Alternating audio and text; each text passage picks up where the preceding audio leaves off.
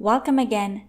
I am Manal Zainuddin, the founder of Orbit's Development Code, a transdisciplinary approach for conscious learning and being. If you are new to my content, I have been in the field of education for 21 years as a teacher and a director, and now as a global education consultant. I speak about education from macro and micro angles. Education that is never limited to schooling and schoolwork, education that is never separate from the real personal and professional world, and most importantly, that is never separate from us, conscious beings. Welcome again. This video is related to the Acts of Kind Attention series that I send every month in my newsletter.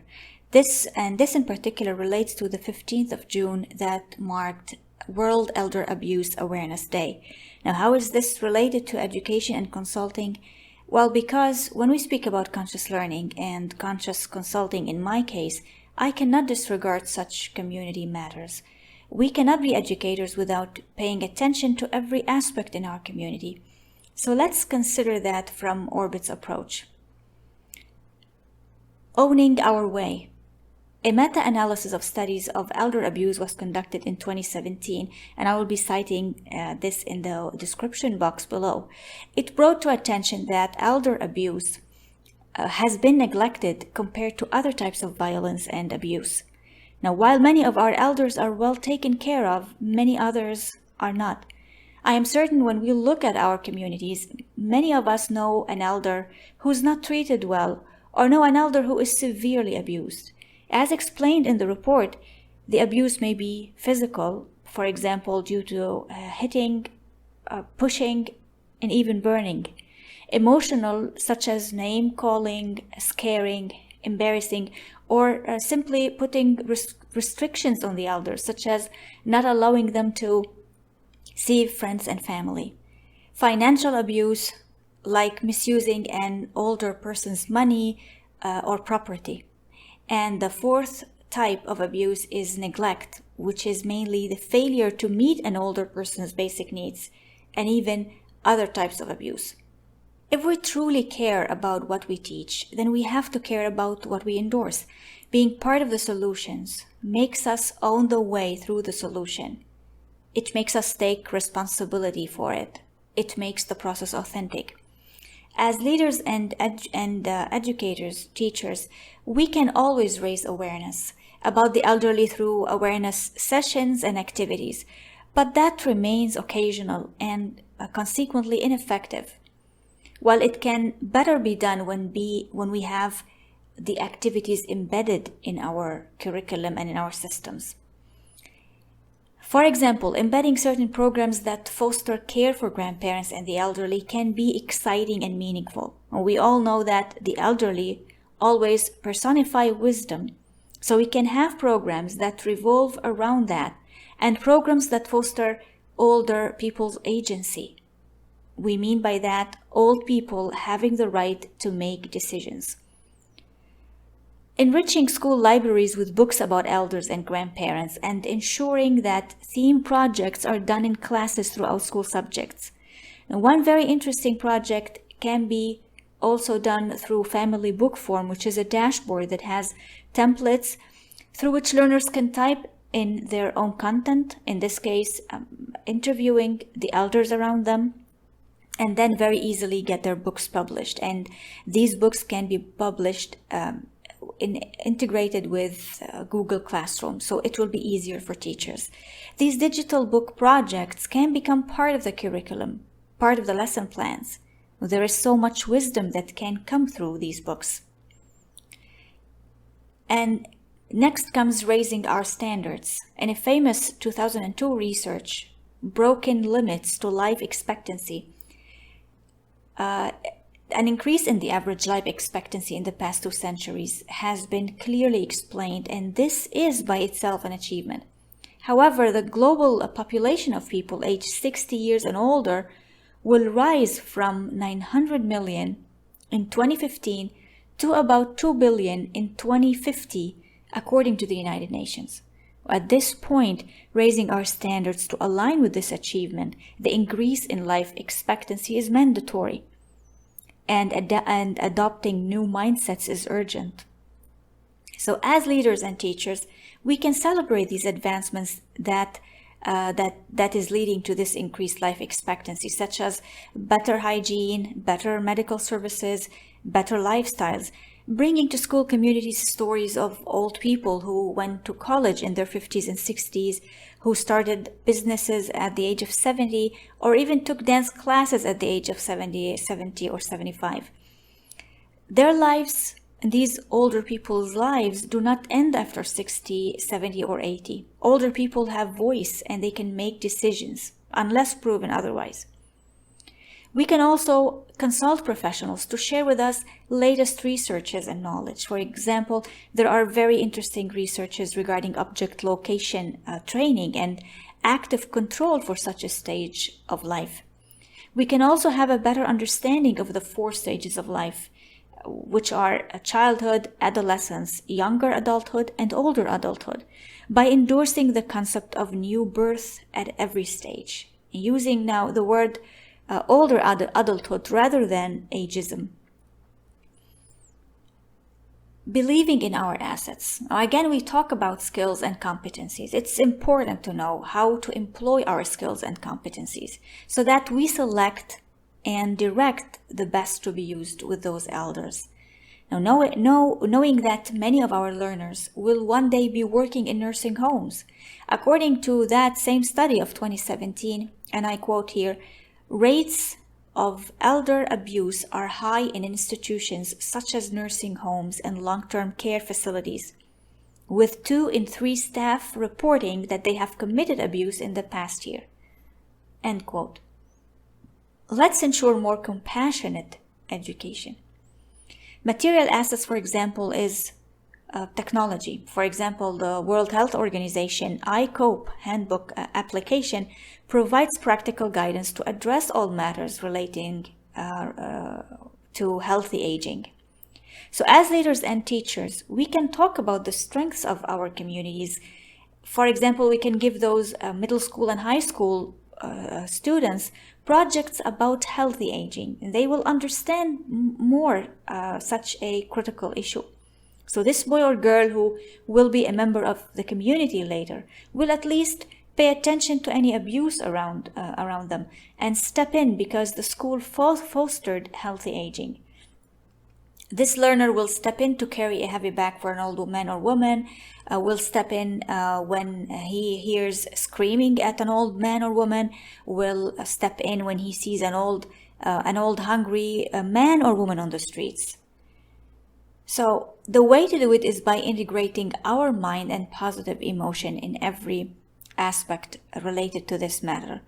In that same study of 2017 meta-analysis, we read that, and I quote here again, elder abuse, despite affecting almost 1 in 6, more than 140 million older people, has not achieved the same public health priority as other forms of violence.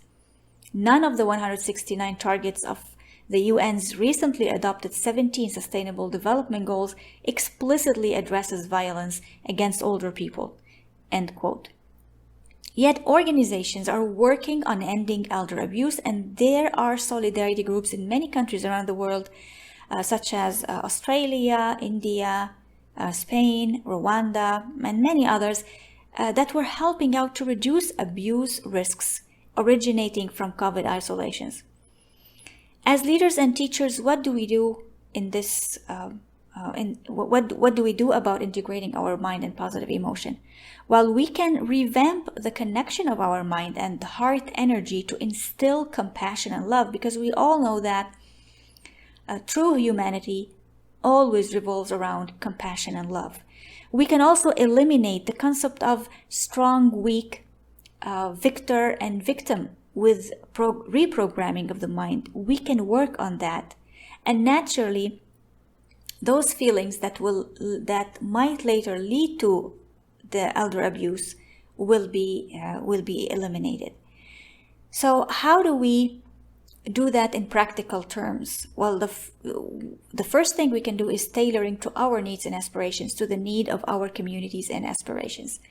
There are morbidities that elders go through, such as dementia, depression, due to reduced mobility to frailty, and several forms of physical and mental disorders. Now, such cases most of the times result in nervousness and lack of patience by adults who will in turn abuse the elders.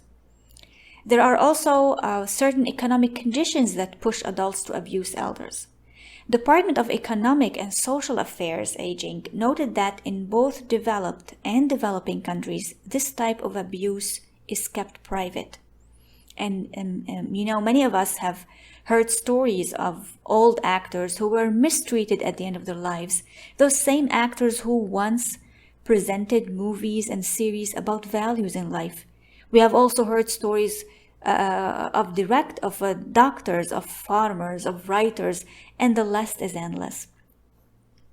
As leaders and teachers, we can draw the attention that such an abuse exists and should not continue to be private. It has to be brought to the public so that radical solutions are found. And it all starts in schools. This is what we need to bring to attention. Because the aspiration is to have an abuse-free elderly generations to come, and even more healthy end-of-life years to the individuals who were once serving and bringing life to our world, and they can still do that, even with some other ways if their physical conditions are not helping, but they can still bring forth value to our lives. We cannot just ignore that. So what are other ways to solve the problems, this type of problem practically? As leaders and teachers, we may notice such abuse within our peer communities. As a person who worked in schools for more than 20 years, I know that there are always types of talks and conversations among teachers and among leaders. And sometimes these talks are done through free time. Sometimes they are hallway talks, playground talks, or even teachers' room talks. But the point is, during these talks, personal lives are revealed. So here, when we notice any type of abuse, it is okay to step in and try to at least direct the attention of that person regarding the matter. We can do that. Now, if we cannot do this directly, then we can do it indirectly. Even the old school awareness sessions can be an indirect way to approach abuse practices, because we know this is a sensitive matter and respect of the other person is paramount. Another way to solve our problems practically is eliminating bullying from school as much as we possibly can, and we should, because we know that bullying is a kind of victimization approval. It's like we are approving being victimized. So if we accept bullying to happen, then we are in a way reinforcing being a victim and victimizing other people. And when we think about elder abuse, it is the type of victimization. It is another type of bullying. So coming to the end of this episode, which is directed to school leaders and teachers, and it relates to older people, we can say that older people are by themselves assets to our communities, and they can be assets in so many ways. And it's our turn within our school communities to reinforce certain concepts, such as older people have the right to make decisions. Older people have the right to live safely. Older people have the right to do activities that they like, and they can still live their life in a dynamic manner. Because when we think about older people, we are not only talking about wisdom, although they are wisdom, and they portray wisdom in everything that they do. But they also, even if this old person, old man or old woman, may not display this type of wisdom that we expect it to be displayed, at least we should know that they have rights. They have the right to live, and to live safely, happily, and effortlessly. So now is the time to pay attention to such very serious matter. And like I always say, it all starts from school. And when we put our efforts all together, we can certainly make a difference. So let's endorse conscious learning and being.